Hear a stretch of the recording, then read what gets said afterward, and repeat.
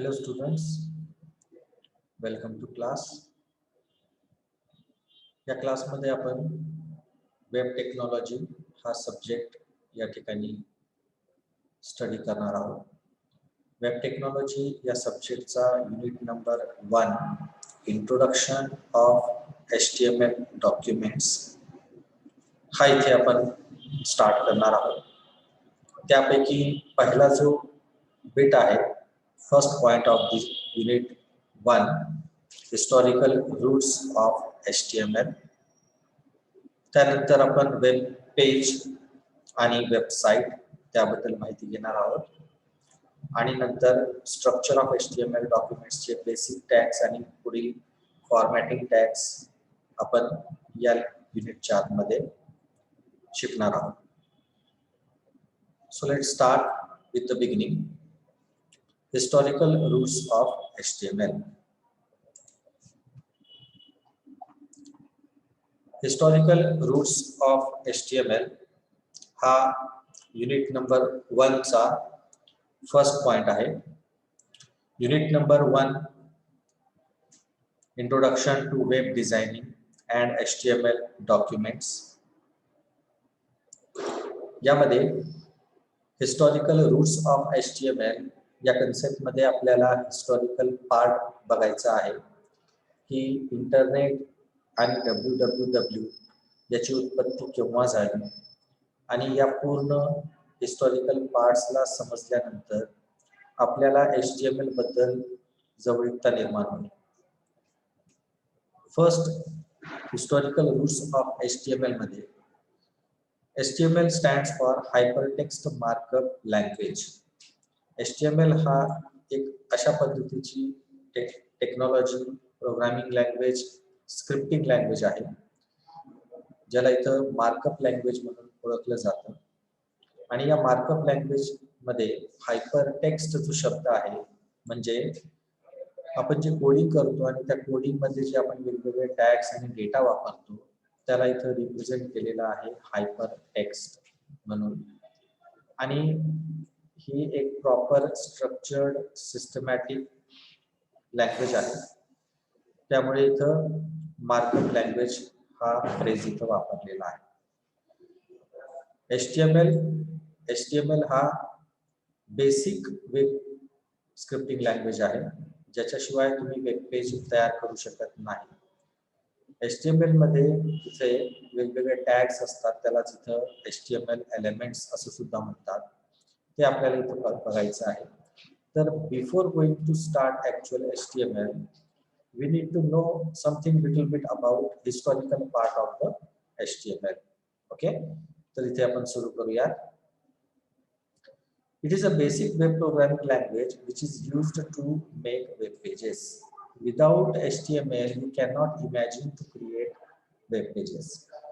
Web pages हे HTML च्याच कोडने तयार होतात आणि इंटरनेटच्या आतमध्ये जो डेटा तुम्हाला शेअर करायचा असतो तो सर्व डेटा ज्या फाईलच्या आतमध्ये तुम्ही प्लेस करून शेअर करता त्या फाईलला इथं वेब पेजेस असं म्हणतात. त्याची हिस्ट्री माहिती करून घेण्यापूर्वी या HTML ला वापरण्याची का गरज पडली त्याबद्दल थोडंसं माहिती करून घेऊया. Before developing HTML the data sharing is very difficult among different nature of computers. That means computers were available in so many different screen sizes, operating systems and system structures. That means one computer environment did not support it easily to another computer environment.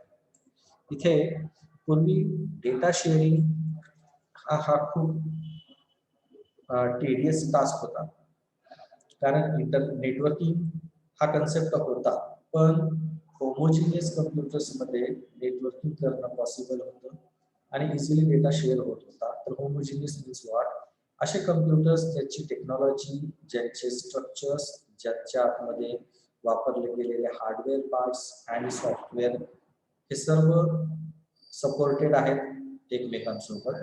अशा same कॅटेगरीच्या कम्प्युटर्सला तुम्ही connect केला तरी homogeneous network तयार होतो आणि त्यामध्ये data sharing हे सोपं होतं. पण जेव्हा इथं प्रश्न येतो मल्टिपल कम्प्युटर्स, मल्टिपल नेटवर्क्स आणि हेट्रोजिनियस कम्प्युटर्स. सपोज एक कम्प्युटर आहे, त्या काळामध्ये IBM चे कम्प्युटर्स होते, वेगवेगळे ॲपलचे कम्प्युटर्स होते, ठीक आहे. तर वेगवेगळ्या कम्प्युटरमध्ये वेगवेगळा हार्डवेअर वापरला गेला होता आणि सॉफ्टवेअर सुद्धा एकमेकांपासून ते वेगवेगळे होते. काही कम्प्युटर्समध्ये मॅक ओएस वापरली जायची, काही कम्प्युटर्समध्ये विंडोज किंवा डॉस ओएस वापरली जायची.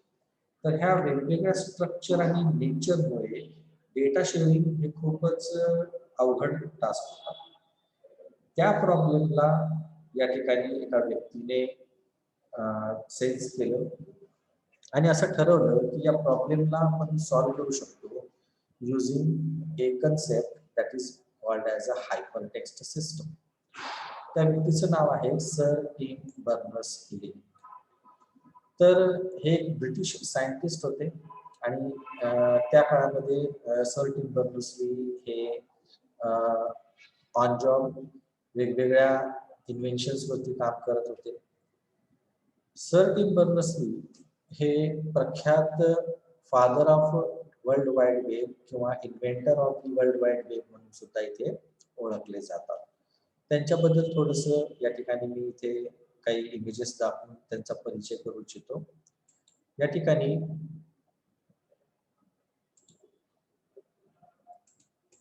ठिकाणी गुगलवरती जर का तुम्ही टिम बर्नर्स-ली असं टाईप केलात तर तुम्हाला बऱ्याचशा इमेजेस इथे दिसतील. तर यांनी सगळ्यात पहिल्यांदा या WWWचा कन्सेप्ट आखला आणि त्या इमॅजिनरी प्रोजेक्टला त्यांनी एक मूर्त स्वरूप साकार केलं. प्रॅक्टिकली त्यांनी काम करून त्या पूर्ण कन्सेप्टला तिथे इम्प्लिमेंट केलं आणि एक वर्किंग WWW नेटवर्क ज्यामध्ये अशा पद्धतीने डेटा शेअरिंग होऊ शकतं की हेट्रोजिनियस कम्प्युटर सुद्धा वापरले गेले तरी त्यामध्ये डेटा हा इफेक्टिव्हली शेअर होऊ शकतो. तर या ठिकाणी इथे सर टिम बर्नर्स-ली यांनी CERN मध्ये काम करताना, CERNचा फुल फॉर्म आहे the European council for nuclear research. तर ही एक अशी ऑर्गनायझेशन आहे, रिसर्च सेंटर आहे, ज्यामध्ये खूप मोठमोठाले प्रयोग घडलेले आहेत आणि जगाला खूप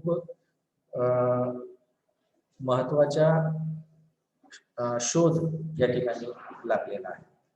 तर जिनेवा या शहरमध्ये, स्वित्झर्लंड स्थित हा जिनेवा शहर आहे, त्यामध्ये CERN हे खूप मोठं ऑर्गनायझेशन आहे. जसं आपण इथे भारतामध्ये इस्रो आणि अमेरिकेमध्ये जसे नासा एक एरोनॉटिक्स स्पेस रिसर्च एजन्सीज आहेत, त्याच पद्धतीने वेगवेगळ्या रिसर्च संघटना या ठिकाणी CERN मध्ये काम करतात आणि सर्वच वेगवेगळ्या क्षेत्रामध्ये इथं रिसर्च होतं. तर त्या कम्प्युटर सायन्स डिपार्टमेंटमध्ये सर टिम बर्नर्स-ली तिथे ॲज अ डायरेक्टर म्हणून काम करत होते आणि त्यांनी त्यावेळेस एक नवीन प्रोजेक्ट प्रपोज्ड केला आणि तो जो प्रोजेक्ट होता त्या प्रोजेक्टला त्यांनी एक फिजिकल इम्प्लिमेंटेशन करून त्याला साकार केलं. त्याबद्दल पाहू. इन 1989 हा 90चा शेवटचा काळ आहे.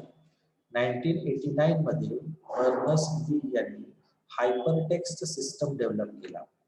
In 1989, Berners-Lee developed the system that is called as a hypertext system that could be used as an interface to access scientific information, and this information displayed equally well on different computers as like Macintosh systems, Next workstations, IBM PCs with Windows OS. This system was based on software technology which was worked on a various server computers available in the network. इथे 1989 मध्ये जेव्हा WWW हा एका सुरुवातीच्या फेजमध्ये होता, त्यावेळेस त्या WWW म्हणजेच वर्ल्ड वाईड वेबचं नामकरण सुद्धा झालेलं नव्हतं. त्या काळामध्ये जो हा एक छोटासा प्रोजेक्ट म्हणून प्रपोज्ड होता आणि एक असा प्रोजेक्ट की डेटा शेअरिंग वेगवेगळ्या डिफरंट कॅटेगरीच्या कम्प्युटर्समध्ये व्हावी, त्यासाठी जो त्यांनी एक छोटासा सिस्टम तयार केला, त्याचं नाव आहे हायपरटेक्स्ट सिस्टम, ज्यालाच पुढे जाऊन एक खूप मोठी ख्याती मिळाली आणि खूप मोठं नाव मिळालं, ज्यालाच आपण आज WWW नावाने ओळखतोय. हायपरटेक्स्ट सिस्टम म्हणजेच WWW. सुरुवातीच्या इनिशियल फेजमध्ये WWW जेव्हा CERN-मध्ये टेस्टिंग मोडवरती चालू होतं, तर त्यावेळेस त्याला इथे डब्ल्यू हायपरटेक्स्ट सिस्टम या नावाने त्याला ओळखलं जातं. त्याच्यानंतर इथे तो सिस्टम जो होता त्या ठिकाणी मॅकिंटोश कम्प्युटर्स, नेक्स्ट वर्कस्टेशन्स आणि IBM PCs या सगळ्यांना तो कनेक्ट करून डेटा शेअरिंग करू शकत होता. नेक्स्ट वर्कस्टेशन्स म्हणजे त्या काळामध्ये नेक्स्ट LEXT नावाचे कम्प्युटर्स होते, जसे IBMचे कम्प्युटर्स असतात, मॅकिंटोशचे कम्प्युटर्स असतात. तर 3 वेगवेगळ्या कम्प्युटरचे तुम्ही उदाहरण दिलेलं आहे. काय तिन्ही कम्प्युटरवरती वेगवेगळ्या ऑपरेटिंग सिस्टम असू शकतात. IBM वरती विंडोज ऑपरेटिंग सिस्टम असेल, मॅकिंटोश वरती त्या ठिकाणी ॲपलची मॅकिंटोश ऑपरेटिंग सिस्टम असेल. तर ह्या वेगवेगळ्या कॅटेगरीच्या कम्प्युटर्समध्ये जर का डेटाचं देवाणघेवाण करायचं असेल तर अडचण येईल. मग सर टिम बर्नर्स-नी एक अशी शक्कल लढवली आणि एक असा आयडिया नवीन लॉजिक त्यांनी तयार केला की ज्यामध्ये त्यांनी हायपरटेक्स्ट सिस्टमच्या या मदतीने, या प्रोजेक्टच्या मदतीने डेटा शेअरिंग पॉसिबल केली. तर एक असा सॉफ्टवेअर बनवला आणि त्या सॉफ्टवेअरमध्ये लिंक्स वगैरे प्रोव्हाइड केल्या, ज्याला क्लिक करून युजर दुसऱ्या कम्प्युटरमध्ये असलेला डेटा हा फाईल ऍक्सेस करू शकत होता. Berners-Lee developed the first version of HTML. At first, he concentrated on sharing the content and structure of the system, and then later he considered the presentation. Hence, first web page had become as static web page. Hypertext documents are navigating using hyperlinks. Sir Tim Berners-Lee यांनी जेव्हा हे hypertext system तयार करत होते, त्यावेळेस त्यांना web पेजेसची गरज लागली आणि त्यांनी HTML-चं फर्स्ट व्हर्जन तयार केलं आणि वेब पेजेस तयार केले. त्या वेब पेजेसच्या आतमध्ये डेटा ठेवला, त्या डेटाला लिंक्स त्यांनी प्रोव्हाइड केल्या आणि त्या लिंक्स त्या डेटापर्यंत पोहोचायच्या आणि त्या डेटा म्हणजेच फाईल्सपर्यंत पोहोचायच्या आणि त्या फाईल्सला ओपन केलं जायचं. या पद्धतीच्या सिस्टमला त्यांनी इथे हायपरटेक्स्ट सिस्टम असं नाव दिलं होतं. म्हणजे एक त्या काळामध्ये छोटासा वेब पेज समोर दिसायचा, त्याच्यामध्ये वेगवेगळे लिंक्स अपीअर व्हायचे. त्या लिंकला क्लिक केल्यानंतर त्या कन्सेप्टशी रिलेटेड दुसऱ्या एखाद्या कम्प्युटरमध्ये असलेली फाईल ही ओपन व्हायची आणि डेटा शेअरिंग हे चांगल्या पद्धतीने ऍक्सेसिबल झालं. त्या ठिकाणी त्या लिंक्सला क्लिक करून जी फाईल ओपन केली जाते त्याला हायपरटेक्स्ट असं म्हटलं गेलं. ठीक आहे. तर हायपरटेक्स्ट आणि हायपर लिंक्स म्हणजेच हायपरटेक्स्टला क्लिक करून जी लिंक तयार झाली त्या लिंकला हायपर लिंक असं म्हटलं गेलं. या ठिकाणी सर टिम बर्नर्स-लीने काय आणि कशा पद्धतीने त्यांचा प्रोग्रेस हा पुढे गेला त्याबद्दल एक छोटीशी टाइमलाईन इथं आहे. Berners-Lee developed a system to access multiple data to visit a single web page. That system, later called as World Wide Web. जसं आपण आता पाहिलंय की हायपरटेक्स्ट सिस्टम हा नंतर वर्ल्ड वाईड वेब बनला, तर त्याची ही जर्नी आहे. बघा, इन 1989 मध्ये सर्वात पहिल्यांदा सर टिम बर्नर्स-ली यांनी काय डेव्हलप केलं? Hypertext system. हायपरटेक्स्ट सिस्टम हा जो वापरला जायचा, तर पूर्वीचे जे जुने ब्राउझर्स होते हे टेक्स्ट बेस्ड ब्राउझर्स होते. त्यामध्ये कलर्स, व्हिडिओज, अशा पिक्चर्स ह्या गोष्टींना सपोर्ट नव्हता. तर 1990 मध्ये या ठिकाणी पहा, developed a text mode browser to access hypertext system. तर या सिस्टमला चालवण्यासाठी जो सॉफ्टवेअर लागत होता तो सॉफ्टवेअर होता वेब ब्राउझर, जे की आज पण आपण वापरतोय. वेब ब्राउझर शिवाय आपण इंटरनेट ब्राउज करू शकत नाही. तर आपण जे सध्या बघतोय ते इंटरनेटचीच हिस्ट्री बघतोय. वर्ल्ड वाईड वेब म्हणजेच इथे इंटरनेट आपण म्हणू शकतो. मग पुढे 1991 मध्ये हायपरटेक्स्ट सिस्टम या ठिकाणी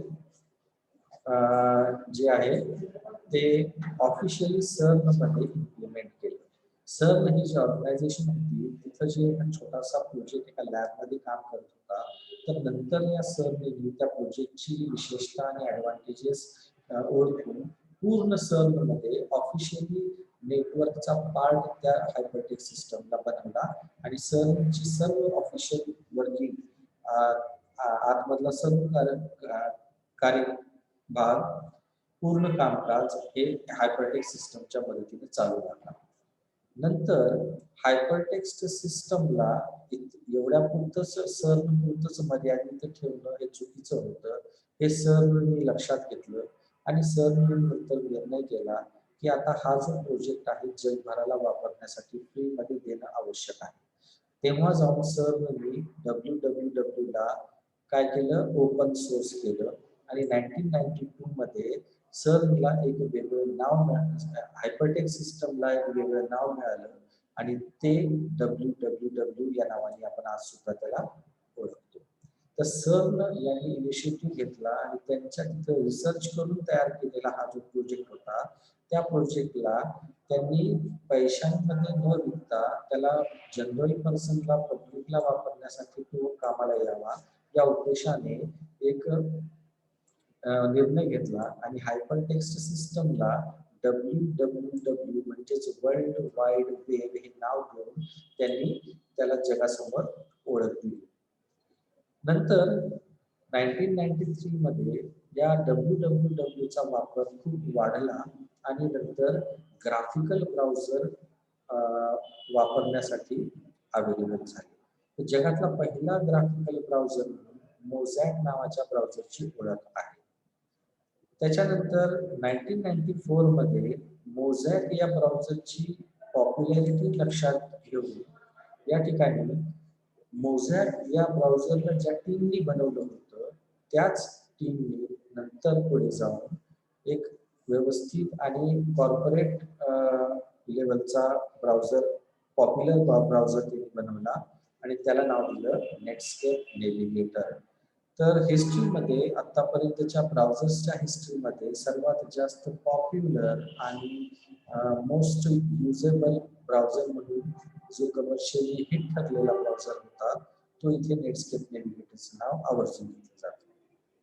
इन 1995 मायक्रोसॉफ्ट सुद्धा त्या ठिकाणी कार्यरत होती. मायक्रोसॉफ्ट सुद्धा सॉफ्टवेअर जगतामध्ये एक अग्रगण्य कंपनी होती.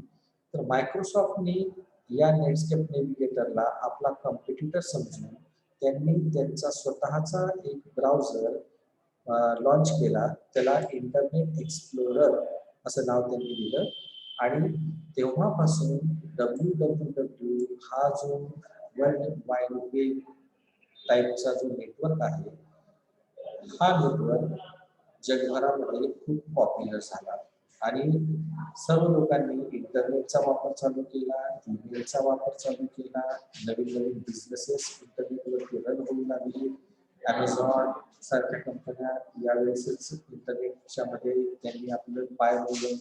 तर इंटरनेटची जी ख्याती आहे आणि त्याचा जो वापर आहे हा कॉर्पोरेट वर्ल्ड मध्ये खूप पॉप्युलर झाला आणि बरेचसे बिझनेसेस या नेटवर्कवरती स्थापित झाले.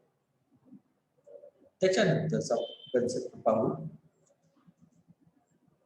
आपण जेव्हा वेबसाईट्स ऍक्सेस करतो तर आपल्याला इथे पहा या ठिकाणी काय काय करावं लागतं. To access website, we need to do this. Okay, hyperlinks are usually visible as an underlined word and get activated by mouse click. हे माहिती आपल्याला की आपल्याला हायपरलिंक आजकाल आपण जे आहे लिंक्स वरती क्लिक केल्यानंतर आपल्याला तो अंडरलाईन ब्लू कलरची जर का टेक्स्ट दिसत असेल वेब पेज मध्ये तर आपण इझिली समजू शकतो की ते हायपरलिंक आहे किंवा लिंक आहे. ठीक आहे. In website taking the user to another page, you can create hyperlinks on text or graphics. तुम्ही hyperlink लिंक हे टेक्स्ट वरती सुद्धा तयार करू शकता किंवा एखाद्या पिक्चर वरती, ग्राफिक वरती, इमेज वरती सुद्धा तयार करू शकता. So to read a topic, you can click on the hyperlinked text. Using this way, you can move from one page to another page by simply clicking on some underlined text. इंटरनेटच्या आतमध्ये एका पेजवरून दुसऱ्या पेजवरती जाण्यासाठी आपल्याला या हायपरलिंकची मदत होते आणि या अंडरलाईन टेक्स्टला जर का तुम्ही क्लिक केला तर इझिली तुम्ही त्या टेक्स्ट बद्दलची डिटेल माहिती दुसऱ्या वेब पेजवरती तुम्ही जाऊन पाहू शकता, रीड करू शकता. The user visits a number of different web pages located all over the world. वेबसाईटच्या मदतीने युजर नवीन माहिती जी आहे या पद्धतीने मिळवू शकतो. एका वेबसाईट मधून दुसऱ्या वेबसाईटकडे जाण्यासाठी लिंक्स आपली मदत करतात. तर या पद्धतीने इथं आपण या ठिकाणी हिस्टॉरिकल पार्ट HTML चा पाहिलेला आहे, ज्यामध्ये आपण सर टिम्बर्नर्स-ली यांची ओळख घेतली आणि त्यांचं काम जे हायपरटेक्स्ट सिस्टम म्हणून त्यांनी सुरू केलं ते नंतर WWW म्हणजे वर्ल्ड वाईड वेब पर्यंत ते कसं पोहोचलं ते आपण इथे पाहिलेलं आहे. आता आपण पुढचा पॉइंट इथे कव्हर करू. पुढचा पॉइंट इथे आपण सुरू करत आहोत. What is mean by web page. Okay, तर वेब पेजची एक सिंपलशी डेफिनेशन आहे, त्या समजून जर का तुम्ही घेतला तर बऱ्याचशा गोष्टी तुम्हाला इथे कळून जातील. वेब पेज काय आहे डेफिनेशन पहा. A web page is a computer file document commonly written in HTML that is accessible throughout the internet, that is www, or other network, that means any local area network, LAN, using internet browser software. इथं पहा बऱ्याचशा गोष्टी आलेल्या आहेत. Number 1 तर web page काय आहे. Web page ही एक कम्प्युटर फाईल डॉक्युमेंट आहे. कम्प्युटर फाईल आहे जशी की Word, Excel, PowerPoint, Notepad अशा पद्धतीच्या कम्प्युटरच्या फाईल्स असतात. त्याच पद्धतीने ही एक कम्प्युटर फाईल आहे ज्याच्या आतमध्ये आपण वेगवेगळ्या कॅटेगरीचा डेटा आपण ठेवू शकतो. जसं की तुम्ही टेक्स्ट डॉक्युमेंट जर का तयार करायचं असेल तर तुम्ही नोटपॅडची फाईल तयार करू शकता. जर तुम्हाला वर्ड फाईल तुम्ही तयार केली असेल तर त्यात तुम्ही इमेजेस पण ठेवू शकता आणि टेक्स्ट सुद्धा ठेवू शकता. कलर देऊन सुद्धा तुम्ही टेक्स्ट ठेवू शकता वेगवेगळ्या फॉर्मचा. एक्सेल फाईल असेल तर त्यामध्ये तुम्ही टेबुलर फॉर्म मध्ये डेटा ठेवू शकता. तर वेगवेगळ्या कम्प्युटरच्या फाईल्स ह्या वेगवेगळ्या नीडला कंप्लीट करण्यासाठी बनवल्या जात असतात. जशी रिक्वायरमेंट आहे, ज्या पद्धतीचा डेटा त्याच्यात ठेवायचा आहे त्या पद्धतीची फाईल इथे तयार केली जात असते. इथं आपण एक अशी फाईल तयार करणार आहोत जे इंटरनेटच्या आतमध्ये डेटाला डिस्प्ले करणार आहे. त्यासाठी इथे कम्प्युटरची फाईल असणं आवश्यक आहे. तर वेब पेज काय आहे, एक कम्प्युटरची फाईल आहे. Commonly written in HTML. Compulsory web page he HTML मध्येच लिहिलेली असते. विदाउट HTML आपण वेब पेज तयारच करू शकत नाही. That is accessible throughout the internet or world wide web. तर HTML मध्ये तयार केलेली कम्प्युटर फाईल ही काय असते, वेब पेज असते. त्या वेब पेजला वापरण्यासाठी पूर्ण इंटरनेटच्या आतमध्ये तुम्हाला एक सॉफ्टवेअर वापरावं लागतं आणि तो सॉफ्टवेअर असतो इंटरनेट ब्राउझर सॉफ्टवेअर. ओके, तर इथं डेफिनेशन मध्ये या बऱ्याचशा गोष्टी इथं आपल्याला क्लिअर झालेल्या आहेत. त्याच्यानंतर आपण या ठिकाणी पुढे येऊया. A web page is accessed by entering a URL address and may contain text, graphics, and hyperlinks to other web pages and files. Web पेजच्या आतमध्ये काय काय असू शकतं, तर आपण हा वेब पेज का बनवतो, तर डेटा शेअर करण्यासाठी, कुठे शेअर करण्यासाठी, through out the internet, through out the across the world.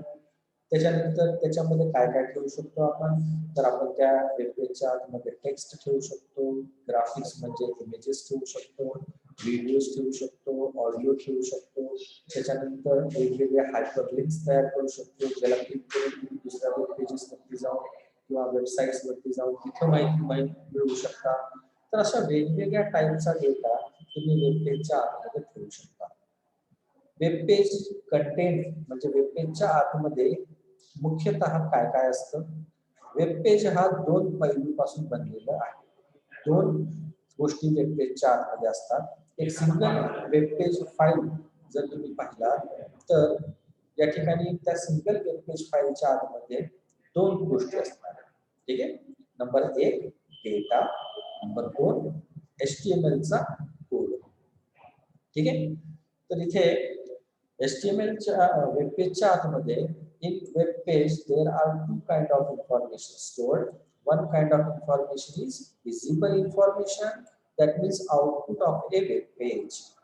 Visible information च्या आतमध्ये आपण तो डेटा ठेवतो जो युजरला ॲज अ आउटपुट म्हणून दिसणार आहे. तो कसा असतो डेटा पहा. तो डेटा टेक्स्ट असू शकतो, कलरफुल टेक्स्ट असू शकतो, नॉर्मल टेक्स्ट असू शकतो, इमेजेस असू शकतात, फोटोज असू शकतात 2 नंबरला. ठीक आहे. तिसरा डेटा ऑडिओ असू शकतो, चौथा व्हिडिओ असू शकतो आणि पाचवा any kind of other document files. ते मग MS ॲक्सेसच्या फाइल्स असू द्या, MS वर्डच्या फाईल असू द्या, PDF फाईल असू द्या किंवा दुसऱ्या कोणत्या पण सॉफ्टवेअरचे गेम्स वगैरे जे आपण बघतो किंवा ॲप्लिकेशन्स इन्स्टॉल करतो EXE फाइल्स, त्या सगळ्या फाइल्स असू द्या. तर या वेब पेजच्या आतमध्ये अशा वेगवेगळ्या 5 कॅटेगरीचा डेटा तुम्ही ठेवू शकता आणि through out the internet across the world सर्व लोकांना तुम्ही या 5 कॅटेगरीचा डेटा या वेब पेजच्या आतमध्ये ठेवून शेअर करू शकता. त्याच्यानंतर वेब पेजच्या आतमध्ये हा झाला डेटा. आणि मग डेटा कोण कॅरी करतो, डेटा कोण होल्ड करतो? तर डेटाला होल्ड करण्यासाठी किंवा डेटाला वेब पेजच्या आतमध्ये स्टोअर करण्यासाठी या ठिकाणी हिडन इन्फॉर्मेशन म्हणजेच code. The hidden information on web pages includes HTML tag elements म्हणजेच HTML चे जे टॅग्स आपण वापरतोय, कोडिंगचा पार्ट इथे आपण वापरतोय, प्रोग्रामिंग लँग्वेज कोड हा हिडन इन्फॉर्मेशन असते. हिडन इन्फॉर्मेशनच्याच आतमध्ये हा सगळा जो डेटा डिस्प्ले होणारा जो डेटा आहे, विजिबल इन्फॉर्मेशन आहे, ती सर्व लिहिली जाते. तर वेब पेज हा मिक्सचर असतो या दोन गोष्टींचा.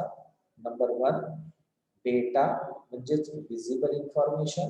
त्या 5 कॅटेगरीचा डेटा असू शकतो, टेक्स्ट, इमेज, ऑडिओ, व्हिडिओ किंवा अदर एनी डॉक्युमेंट फाईल. आणि या सर्व डेटाला डिस्प्ले करण्याचं काम कुणाचं असतं? Code, that means hidden information. ठीक आहे. मग जेव्हा वेब पेज हा एक्झिक्यूट होतो त्यावेळेस मात्र फक्त आणि फक्त विजिबल इन्फॉर्मेशनच आपल्याला दिसते, हिडन इन्फॉर्मेशन ही हिडन असते, कोड दिसत नसतो. ठीक आहे. त्याच्यानंतर how to open a web page. Web पेजला कसं ओपन करायचं त्याबद्दल पहा. To view a web page requires a browser. एक सॉफ्टवेअर लागतं आपल्याला ब्राउझर वेब पेजला ओपन करण्यासाठी. For example internet explorer browser software आहे, फायरफॉक्स आहे, गुगल क्रोम आहे, हे सगळे ब्राउझर सॉफ्टवेअर्स आहेत. You are reading this web page using a browser. Once in a browser, you can open a web page by entering the URL in the address bar. For example, typing HTTPS or HTTP :/www.example.com opens the web page of example.com website. If you don't know the URL of the website you want to visit, you can use a search engine google.com to find the web page or use the search on the website containing the web page. इथं web pages open करण्यासाठी तुम्हाला एक browser सॉफ्टवेअरची गरज असते आणि त्याच्यामध्ये तुम्हाला ॲड्रेस बारमध्ये URL of the web page or website, वेबसाईटचा ॲड्रेस म्हणजेच URL तुम्हाला एंटर करावा लागतो आणि मग तुम्ही एंटर केल्यानंतर ती वेबसाईट ओपन. जर तुम्हाला त्या वेबसाईटचा ॲड्रेस माहिती नसेल, URL माहिती नसेल तर मात्र तुम्ही गुगल सारख्या सर्च इंजिन वेबसाईटची मदत घेऊ शकता, पण गुगलला ओपन करण्यासाठी पण तुम्हाला त्याचा ऍड्रेस माहिती असणं आवश्यक आहे. www.google.com. ओके, तर आय होप ही इन्फॉर्मेशन तुम्हाला व्यवस्थित समजली असेल आणि इथं आपण HTML चा बेसिक हिस्टॉरिकल पार्ट आणि वेब पेज इथं आपण संपवलेला आहे. ओके, इथं आपला हा सेशन संपतो. Have a nice day. Good bye.